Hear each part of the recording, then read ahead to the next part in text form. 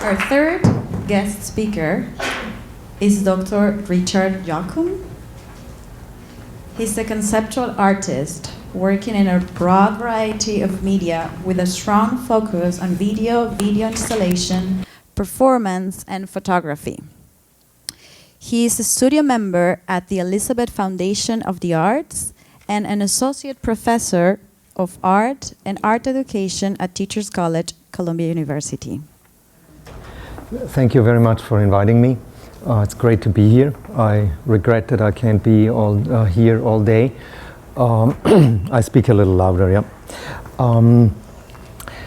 Because it's dissertation season, and so preparing for the defenses.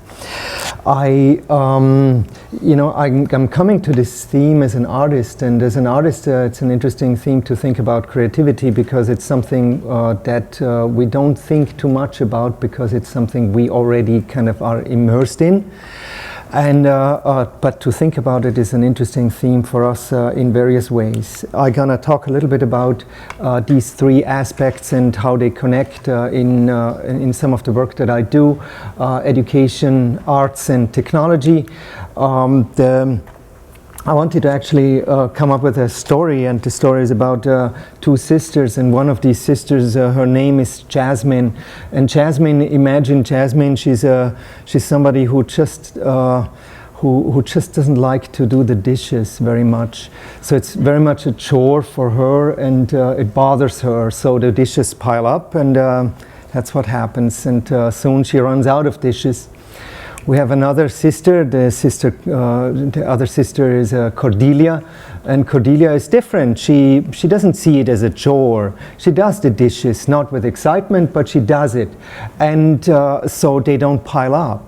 And actually, because she doesn't see it as a chore, she kind of is always on top of it, and even has some time dreaming as she does it. So that leads me to the question: what does it mean to be creative? And I'll go back to the sisters implicitly here and there. When I came first to teaching, that's many years ago, I was a freshman at college, and we were counseling seniors, high school seniors. And what they were doing, or they came to us to get help about their college choices. And one of the things that we did was kind of reporting from our feedback, from our background, and trying to give them advice. It was interesting to see how that positioned us well. We were just a year older than they, so we really were at where they were. And we had passion for our choices, and so we could really give them a good insight and advice. And and back then I was really surprised about myself taking on this group of students as we divided into groups. And I saw I could deal with the students very creatively, and it so easily. And I noticed creativity is really when things come to flow. And when you have a passion for something, right, that helps the flow. And when nothing is a chore also. And it was easy to find multiple ways of delivering the content and kind of making connections with the students. And that was an interesting experience for me as a future teacher, because back then that was actually what really made me interested in teaching, and feeling there is something that totally clicks, except for this was the clicker. And then I started becoming a part of a group, and that's kind of how I started off as an artist. We were a group, and the name of the group was, it was 4 people, the 4 autonomous writing painters.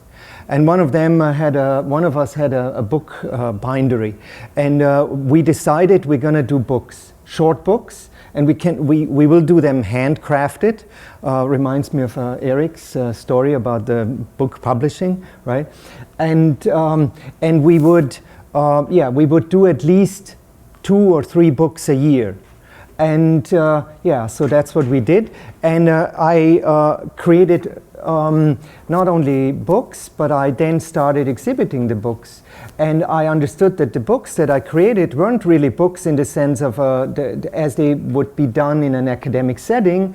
They were books that were very different. They actually had almost no text. And this book that you see in the backdrop, it's actually, so it's written in German, it has only a few lines, and I can actually translate it to you. It's here it says Problembewusstsein, that means appreciation of problems. Imagine you are in a comedy show and you have 15 seconds time to name the 30 most pressing questions of human survival. And you have no problem doing so. So that was the book, and it was actually, what it originally was it was a handout for a class in international politics. And so that was my handout. Each student did a presentation that was mine, and then I started making books with it. And I did 50 different editions, and each of them had, 50 different books, and each of them had a small edition. And then I started to see they are not really good for publishing in the way as you would, but it was self-published, and they were ways to exhibit. And so the interpretation for this. First, these pieces all were in opposition to how books are being done. They were very different. But then I saw they are taking on a form of their own. And so it found an artistic form. First, they were related to writing, but then they were part of an art-making process. First, they were actually some sort of, you could say, creative, but then they became something of its own, a creation. That brings me to art, and in the sense of what is creativity in the arts. André Malraux was an intellectual, a French intellectual. He was also a politician, but then also involved as a writer and so forth. And he thought a lot about art and creativity. And so what he said was, art is a trigger for artists to create something of a response. So artists tend to be inspired by art. Poets are inspired by poetry, and painters are inspired by paintings, etc. Right? So the first step would be to imitate or to respond to the production out there, the artwork that already exists. And that's, I think, very true. Art is always some sort of appropriation. There is something that we're going to take on. Remixing is a good title for that, or a good word. But then if you kind of want to push it to the next level, you have to break free from its origin. And it has to go beyond copying. Some of you may know what Picasso said about art, right? He said, good artists, they copy, and great artists, they steal. But what it means is really, it starts with kind of imitating and having that dialogue, but then kind of pushing it to another level. So artists have to overcome and struggle against the style and against their origins. And art begins where influence ceases. I think that's a really profound way of looking at it. While the artistic process begins as an influence or response, the outcome must overcome it. And that's where creativity goes into art. And he also says something which I like a lot, because artists are often a little bit snobbish about creativity, and they think they have it all. But in matter of fact, we all have it all. That means it's something that nobody owns. And artists are only sensitive to art, and not more sensitive than other people to the matter of the world. I think that's also something important. I participated once in a dance performance, and I worked with a choreographer, Elaine Summers, who just passed away, 90 years old, and phenomenal inspiration. And Elaine was for one of the rehearsals that we did. She said, "Now, make a movement. Don't repeat the movement. make another movement. It was quite cerebral, because if you cannot repeat anything, then you are soon running out of your vocabulary, right? But it was a very interesting take on creativity, because it made me understand we get tired through routine. Routine is the thing that kind of really makes a performer tired. And I often think about, when I see performances, what do they do to the performer? And improvisation is a way of kind of reinventing it, right? And taking always a different tack. Here, so there is a certain contentment with routine, but there can also be a certain fatigue. And imagine nothing ever happened twice. Just imagine that. You see, this is a piece from the Doing and Undergoing exhibition that I was overseeing 2 years ago here at Teachers College. And you still can see this piece on the second floor of Sankel. We still have it up there. And it will not stay there much longer, but it is a sentence that actually talks about that. Imagine nothing ever happened twice. And that's kind of the anti thesis to the routine. The default position, I think, is the biggest hindrance for us to be creative. And that's the natural position, what we always kind of fall back to, the default position. And here I have taught since a few years now a course in creative technologies, you could say new media, new forms. And one of the things we do in this class and in our work towards technology is to kind of help students to overcome the default position. My favorite media lab wouldn't look like this. I would rather have the computers be like on a wardrobe. They are there, then you take them down. When you need them, then you stack them back. But if you have a workstation like this, it puts you into the work mode. How can you be creative, right? So the question is, and the challenge is, how do we recreate situations in which we are able to kind of be inventive and avoid the default position? And technology continually puts us into a default position, right? The screens, because they are interactive, they do a lot, they are always busy and keep us busy, and create habits. We are immersed in this, in technology in various ways, and I think it is, as for everything, it's important to kind of step back at times and to reapproach. And that's what we do in the class. For example, you may have seen this as a wonderful kind of example for what it means to step back and reapproach technology, and that's what we do in this class through different means. Congratulations, you reached the last page of the internet. You can turn off your machine and so forth. And that's the challenge for how we approach technology creatively. And that's what students did, for example, working with scanners. We can take the scanner to document or to scan documents. We can also use it to create interesting types of photographs.